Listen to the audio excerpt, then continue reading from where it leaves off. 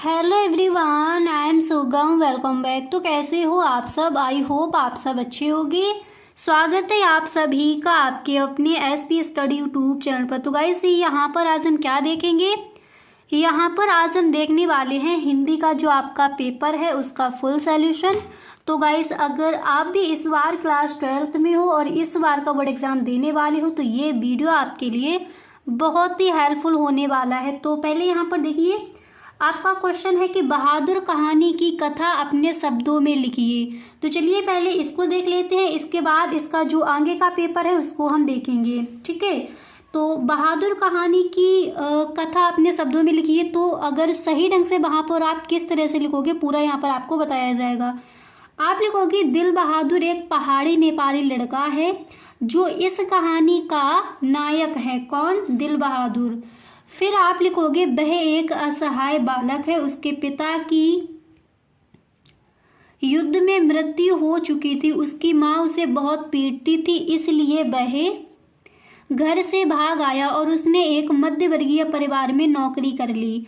बहादुर बड़े परिश्रम से घर में काम करने लगा।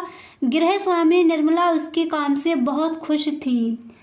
इसके बाद आप लिखोगे कि निर्मला ने उसका नाम बहादुर रखा। बहादुर की मेहनत के कारण मकान साफ सुथरा रहने लगा और घर में सभी सदस्यों के कपड़े साफ रहने लगे। निर्मला का बड़ा लड़का किशोर एक बिगड़ा हुआ लड़का था। वह शान शौकत और रौब दौब से रहने का समर्थक था। उसने अपने सारे काम बहादुर को सौंप दिए थे। यदि बहादुर, देखिए इसके बाद लिखोगे, यदि बहादुर उसके काम में तनिक भी असावधानी बरतता तो उसे गालियां मिलती। इतना ही नहीं, वह छोटी छोटी सी बात पर बहादुर को पीटता भी था। पिटकर बहादुर एक कोने में चुपचाप खड़ा हो जाता और कुछ देर के बाद घर के कार्यों में पूर्ववत जुट जाता। एक दिन किशोर ने बहादुर को सुअर का बच्चा कह दिया। बहादुर इस गाली को सहन ना कर सका। उसका स्वाभिमान जाग गया और उसका काम करने में इनकार कर दिया। जब निर्मला के पति ने उसे डांटा तो उसने कहा, देखिए बहादुर ने क्या कहा? बहादुर ने कहा, बाबूजी, भैया ने मेरे बाप को क्यों लाकर खड़ा किया। ठीक है, इतना लिखने के बाद फिर यहाँ पर देखिए गाइस, आप इस तरह से लिखोगे। इसी तरह से वहाँ पर अगर बहादुर कहानी आती है तो आप इस तरह से वहाँ पर लिख कर आओगी। इतना कहकर वह रो पड़ा। प्रारंभ में निर्मला बहादुर को बहुत प्यार से रखती थी तथा उसके खाने पीने का भी बहुत ध्यान रखती थी, लेकिन कुछ दिनों के बाद उसका व्यवहार भी बदल गया। उसने बहादुर की रोटी सेकना बंद कर दी। ठीक है, एक रविवार को निर्मला के रिश्तेदार अपनी पत्नी और बच्चों के साथ निर्मला के घर आए। नाश्ता करने के बाद बातों की जलेबी छानने लगी और चारपाई पर कमरे के अंदर भी छानबीन करने लगी। पूछने पर उसने बताया कि उसके 11 रुपए खो गए जो उन्होंने चारपाई पर ही निकाल कर रखे थे। इसके बाद सबने बहादुर पर संदेह किया। इसके बाद यहाँ पर देखिए गाइस, आप इस तरह से लिखोगे कि बहादुर से पूछा गया, उसने रुपए उठा लेने से इनकार कर दिया। उसे खूब पीटा भी गया। सब सोच रहे थे कि पिटाई के डर से अपना अपराध स्वीकार कर लेगा। इस घटना के बाद सभी सदस्य बहादुर को संदेह की दृष्टि से देखने लगे। उस दिन के बाद बहादुर खिन्न रहने लगा और एक दिन दोपहर को अपना बिस्तर आदि सभी सामान छोड़कर घर से चला गया। निर्मला के पति शाम को जब दफ्तर से आए लौटे तो उन्होंने निर्मला को सिर पर हाथ रखे परेशान देखा। आंगन गंदा पड़ा था, बर्तन बिना मजे पड़े थे और घर का सामान अस्त व्यस्त था। पूछने पर पता चला कि बहादुर अपना सामान छोड़कर घर से चला गया। उसके पति किशोर को उसकी ईमानदारी पर विश्वास हो गया था। ठीक है, तो बहादुर कहानी का जो सारांश है, अपना कथा अपने शब्दों में लिखिए। आप इस तरह से लिखोगे। आगे का पेपर देखिए। अगला क्वेश्चन ये पूछा जाता है कि आलोक व्रत खंड काव्य के नायक के चरित्र की प्रमुख विशेषताओं का उल्लेख कीजिए। तो इस प्रश्न का भी हम आंसर देखेंगे। अब यहाँ पर ये क्वेश्चन आप देख लीजिए, 8वां प्रश्न पहले देख लीजिए कि दिए गए संस्कृत गद्यांशों में से किसी एक का सा संदर्भ हिंदी में अनुवाद कीजिए। तो 2 गद्यांश मिलते हैं संस्कृत के चैप्टर से, किसी 2 चैप्टर से आपके 2 गद्यांश रख दिए जाएंगे जो आपको सही ढंग से, जिसका अनुवाद हिंदी में पता है, जिसका संदर्भ आपको पता है, वही वहाँ पर चूज करके आपको लिखना है। तो यहाँ पर देख लीजिए जो आपका चैप्टर है संस्कृत भाषा, तो उसका एक जो गद्यांश है यहाँ पर उठाकर रखा गया, उसका हम हिंदी अनुवाद यहाँ पर देखेंगे। ठीक है, तो प्रस्तुत गद्यांश हमारी पाठ्य पुस्तक के संस्कृत खंड में संकलित संस्कृत भाषाया महत्वम नामक पाठ से लिया गया। ये चैप्टर इस बार के बोर्ड एग्जाम के लिए इम्पोर्टेंट है आपका। ठीक है, तो इसका हिंदी अनुवाद देख लीजिए और ये जो गद्यांश है आप बुक में देख लेंगे। और आपको ध्यान रखना है ये वीडियो का तीसरा पार्ट है। फर्स्ट पार्ट में जो रचनाएं हैं और भी क्वेश्चन उनको देखा। सेकंड पार्ट में हमने आचार्य हजारी प्रसाद द्विवेदी का जीवन परिचय और जयशंकर प्रसाद का जो साहित्यिक परिचय है उस पर डिस्कस किया।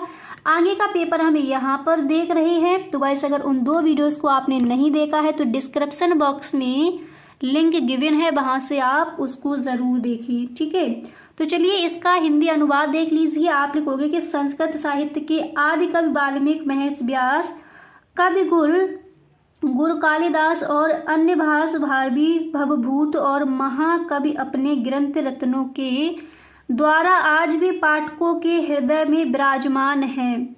यह भाषा हमारे लिए माता के समान सम्मानीय और वंदनीय है, क्योंकि भारत माता की स्वतंत्रता, गौरव, अखंडता और सांस्कृतिक एकता संस्कृत के द्वारा ही सुरक्षित हो सकती है। यह संस्कृत भाषा सब भाषाओं में सबसे प्राचीन और श्रेष्ठ है। इसलिए ठीक कहा गया है कि देववाणी संस्कृत सब भाषाओं में मुख्य, मधुर और दिव्य है। ठीक है, तो ये जो गद्यांश है उसको देख लीजिए। अगला क्वेश्चन देखिए, 8वीं का खा क्या दिया जाता है। क्वेश्चन गाइस आता है कि दिए गए श्लोकों में से किसी एक का संदर्भ हिंदी में अनुवाद कीजिए।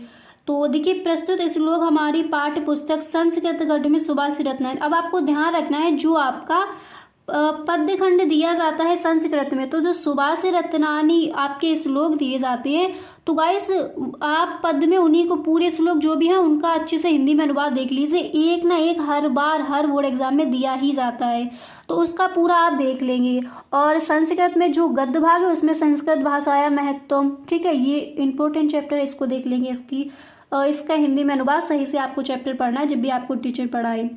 और ये जो सुभाषी रत्नानी इसमें जो श्लोक दिए गए हैं इसको सही ढंग से देख लीजिए। तो कौन से श्लोक हैं, श्लोक का एक आपका हिंदी अनुवाद दिया गया, श्लोक आप बुक में देख लीजिए। तो दिया गया ऐसा विद्या एक ऐसा धन है न चोर द्वारा चुराया जा सकता है, ठीक है, न राजा द्वारा छीना जा सकता है, न भाई द्वारा बांटा जा सकता है, और ना ही भारत है तथा व्यय करने से नित्य बढ़ता है, जो सब धनों में प्रधान है। कौन? विद्या। ठीक है, नमा क्वेश्चन गाइस क्या आता है, निम्नलिखित में से किन्हीं 2 प्रश्नों के उत्तर दीजिए। तो 2 प्रश्नों के ही उत्तर वहां पर देने हैं। तो इम्पोर्टेंट कौन से हैं ये देख लीजिए। का सर्वज्ञा भवति आत्मना दर्शनेन नरा सर्वज्ञा भवति। अगला क्वेश्चन मूर्खाया काल कथम गच्छति, तो मूर्खाणाम काला व्यसनेन निद्या कलहेन वा गच्छति। 10वां क्वेश्चन ये आता है कि शांति अथवा रौद्र रस की परिभाषा दीजिए स्थायी भाव सहित। तो चलिए यहाँ पर देख लीजिएगा इस रौद्र रस की परिभाषा क्या हो जाएगी। ठीक है, देखिए स्थायी भाव इसमें क्या होता है, क्रोध, रौद्र रस है। ठीक है, परिभाषा हो जाएगी जहाँ विपक्ष द्वारा किए गए अपमान अथवा अपने गुरुजन आदि की निंदा आदि से क्रोध उत्पन्न होता है, वहाँ रौद्र रस होता है। जैसे एग्जाम्पल देख लीजिए, उस काल मारे क्रोध के तन कांपने उनका लगा, मानो हवा के जोर से सोता हुआ सागर जगा। यहीं पर याद कर लीजिए ये। अगला क्वेश्चन गाइस देखिए क्या है कि प्रतीप अथवा यमक अलंकार की परिभाषा दीजिए। तो चलिए गाइस इस क्वेश्चन का भी आंसर यहाँ पर देख लेते हैं। ठीक है, तो देखिए यमक अलंकार की परिभाषा आप लिखोगे कि यमक का अर्थ है युग्म या जोड़ा, ये आपको पता है। ठीक है, इस प्रकार जहाँ एक शब्द अथवा शब्द समूह एक से अधिक बार प्रयोग हो। यमक अलंकार अच्छे से याद कर लीजिए, जहाँ एक शब्द या शब्दों का समूह एक से अधिक बार प्रयोग हो किंतु उसका अर्थ प्रत्येक बार कैसा हो, अलग हो, भिन्न हो, वहाँ पर यमक अलंकार होता है। फॉर एग्जाम्पल, ऊंचे घोर मंदिर के अंदर रहन बारी, ऊंचे घोर मंदिर के अंदर रहाती है। तो क्या कहा गया है, जहाँ एक शब्द की उत्पत्ति, शब्द या शब्द समूह की उत्पत्ति बार बार हो मगर उनका अर्थ कैसा हो, अलग हो, भिन्न हो, तो वहां पर क्या होता है, यमक अलंकार होता है। अगला क्वेश्चन देखिए, क्वेश्चन नंबर नेक्स्ट है कि दोहा अथवा हर गीत का छंद की उदाहरण परिभाषा दीजिए। उदाहरण भी आपको देना है साथ में, तो चलिए देख लीजिए। इसकी पहले परिभाषा क्या हो जाएगी, इसके बाद इसका एग्जाम्पल भी यहाँ पर देखेंगे। और गाइस आप वीडियो को प्लीज़ लाइक कर दीजिए, क्योंकि आपने बोला था कि एक मॉडल पेपर का फुल सोल्यूशन दीजिए। जो मोस्ट इम्पोर्टेंट है क्वेश्चन, वही क्वेश्चन यहाँ पर गाइस रखे गए हैं और आप first part and second part आप ज़रूर देख ले, ये आपका तीसरा पार्ट है उसका, ठीक है। और गाइस अगर आप चैनल पर पहली बार आए हो तो चैनल को सब्सक्राइब कर लीजिए, ठीक है। तो यहाँ पर देखिए आप लिखोगे यह अर्ध सममात्रिक छंद है, इसमें 4 चरण होते हैं। इसके पहले और तीसरे चरण में 13-13 मात्रा याद कर लीजिए। दोहा क्या है, ये अर्ध सममात्रिक छंद है। इसमें कितने चरण होते हैं, 4 चरण। किसमें, दोहा में। पहले और तीसरे में कितनी मात्राएं, 13-13 मात्राएं, तथा दूसरे और चौथे में कितनी मात्राएं, 11-11 मात्रा। इसका उल्टा क्या हो जाता है, सोटा। तो 11-11 मात्राएं होती हैं। इसके विषम चरणों के आदि में जगड़ नहीं होनी चाहिए तथा सम चरणों के अंत में गुरु लघु होना चाहिए। तो इसका एग्जाम्पल देख लीजिए, ये आपकी परिभाषा हो जाएगी, ठीक है। एग्जाम्पल यहाँ पर देख लीजिए गाइस, आप लिखोगे लसत मंजुमुन मंडल बदसिय रघुचंद ज्ञान सभा जनतन धरे भगत सच्चता नंदु, ठीक है। इसके बाद चलिए, इसके बाद गाइस क्वेश्चन नंबर 11 क्या दिया जाता है, क्वेश्चन नंबर 11 है कि निम्नलिखित में से किसी एक विषय पर निबंध लिखिए। तो ये आपको अच्छे से कर लेना। बढ़ती जनसंख्या का कुप्रभाव, प्रदूषण की समस्या और समाधान, साहित्य और समाज, या और मेरा प्रिय कवि, ये इम्पोर्टेंट हैं, ठीक है। इन पर आपको निबंध याद कर लेने हैं। क्वेश्चन नंबर 12 का क्या दिया गया है, क्वेश्चन नंबर 12 का है कि नाविका का संधि विच्छेद है। तो नाविका का संधि विच्छेद हो जाएगा 9 + 1। पूर्व रूप संधि है विसर्ग प्लस अब। अगला क्वेश्चन है निम्नलिखित में से किन 2 वाक्यों का संस्कृत में अनुवाद कीजिए। तो शिक्षा अभ्यास से आती है, संस्कृत में क्या कहेंगे, शिक्षा अभ्यासेर भवति। सदा सत्य बोलना चाहिए, इसको हम संस्कृत में कहेंगे सदा सत्यम वदेत, ठीक है। तो गाइस यहाँ पर देखिए जो आपका मॉडल पेपर था उसका हमने फुल सॉल्यूशन देख लिया है, ठीक है। तो अगर आपने guys first part second part नहीं देखा है तो प्लीज़ आप उसको भी देख लीजिए। इसी तरह से गाइस हिंदी में आपका एक और मॉडल पेपर का आपको फुल सॉल्यूशन मिलेगा, ये आपका पेपर था, ठीक है। इसी तरह से गाइस हिंदी के पेपर का आपको एक और मॉडल पेपर का फुल सॉल्यूशन मिलेगा। तो अगर चैनल पर नए हो तो सब्सक्राइब कर लीजिए एंड गाइस बेल आइकन को भी आप प्रेस कर देना ताकि वीडियो की जो भी नोटिफिकेशन हो वो सबसे पहले आपके पास पहुंचे और एक भी वीडियो आपसे छूटे ना। क्योंकि गाइस बोर्ड एग्जाम के लिए जो भी आपके पास सब्जेक्ट हैं उन सब्जेक्ट के मॉडल पेपर के full solution, important question, board exam के लिए जो भी आपका इम्पोर्टेंट है तो वो सारी वीडियोस आपको मिलेंगी इसी चैनल पर, ठीक है।